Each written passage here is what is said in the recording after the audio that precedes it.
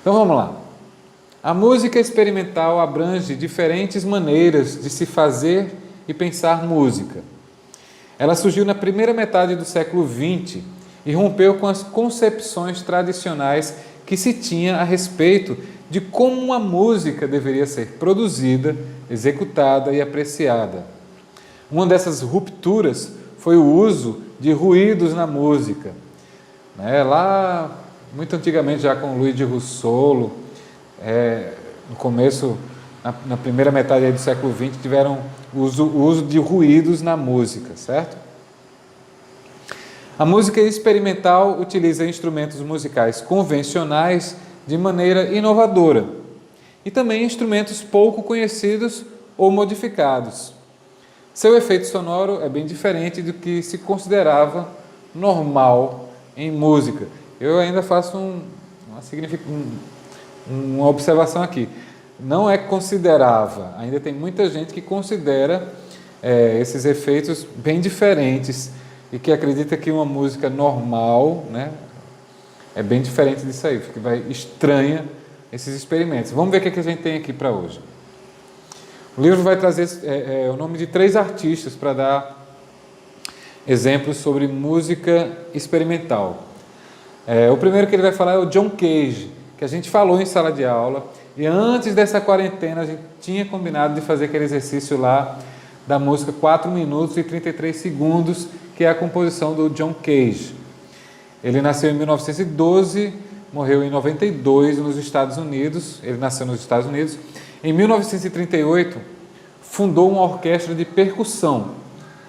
Nessa época também criou o piano preparado, instrumento inventado por ele a partir de um piano convencional em que ele inseriu objetos como parafusos, borrachas, porcas, pedaços de madeira, entre outros, transformando assim o timbre original do instrumento.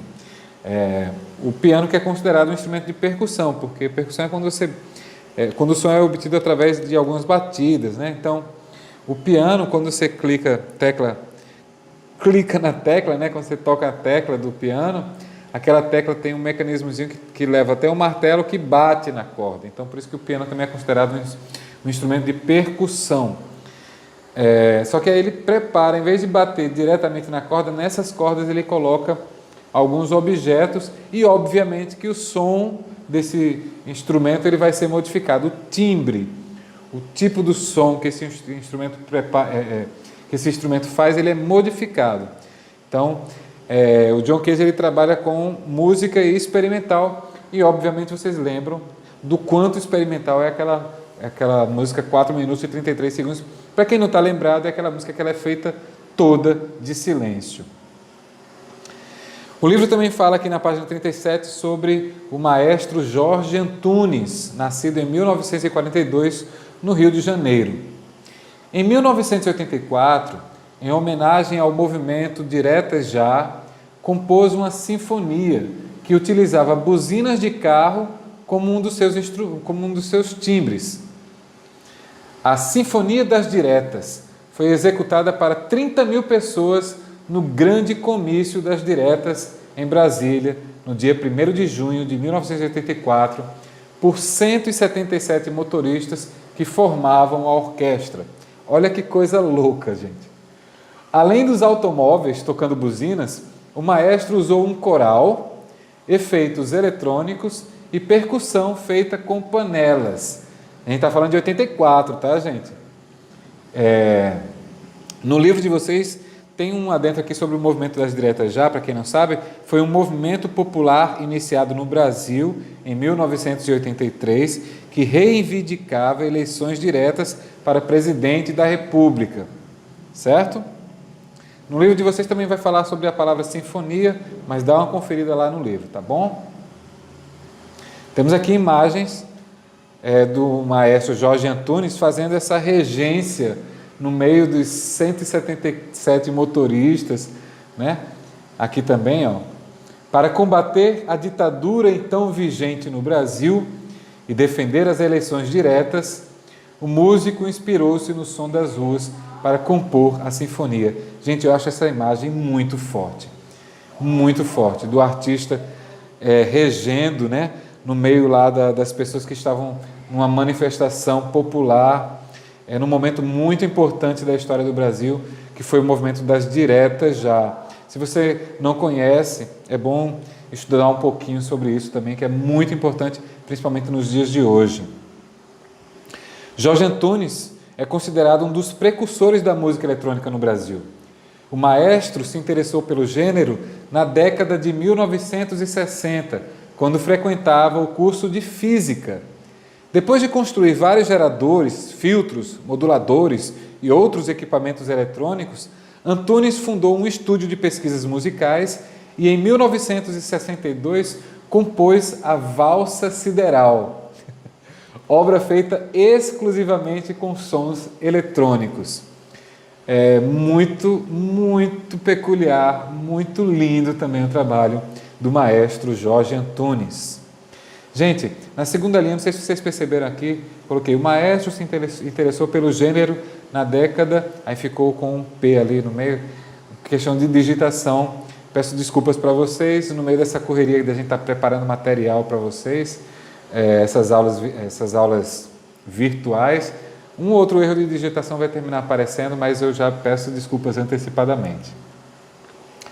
Outro artista singular do Brasil é o Hermeto Pascoal, alagoano, nascido em 1936. Esse artista, para quem tudo é música, já gostava desde pequeno de inventar instrumentos musicais com materiais que encontrava pelo caminho, como caules de abóbora ou barras de ferro da oficina de seu avô. Também costumava encostar o ouvido no chão para tentar escutar os passos das formigas. Sempre foi um autodidata, ou seja, ele aprendia sozinho. Aprendeu a tocar sanfona aos 7 anos e mais tarde aprendeu também piano, flauta, saxofone, bateria, violão, entre outros instrumentos. Em suas composições, ele mistura ritmos brasileiros como forró, o coco, baião, a embolada, frevo, samba, com ritmos internacionais como o jazz. Com o passar do tempo, Hermeto foi acrescentando sons curiosos às suas composições. Desde sons de chaleira, como a gente está vendo aí na imagem, bacias, enxadas, foices, garrafas, machados, brinquedos de plástico, bonecos e até os fios de sua barba. Para tocar chaleira, por exemplo, ele despeja um pouco de água dentro dela, sopra pelo bico e mexe a tampa. Geralmente, enquanto ele toca a chaleira, o artista aperta um patinho de borracha que faz um som agudo, criando uma textura surpreendente, uma textura bem diferente. Esse jeito criativo de fazer música, associado à habilidade com diversos instrumentos convencionais, ou seja, que foram feitos para fazer música, rendeu-lhe o apelido de bruxo dos sons. Para ele, a música está em toda parte e nos liga a tudo. Por isso, em diversos momentos, gravou suas músicas em ambientes próximos à natureza. Bom, gente, isso tudo que a gente viu é o que a gente tem para hoje. Continue em casa, aquelas recomendações, cuidado na higiene, dediquem um tempo para estudar. Eu sei que nessa quarentena talvez seja um pouco mais difícil. Façam e apreciem a arte, aproveitem aí para assistir bastante filme, ler livros, jogar videogame, fazer escultura, desenhar, pintar, o que tiver de acesso aí de arte para você, faça bastante. E até a semana que vem. Um abraço do tio David e tchau, xixa.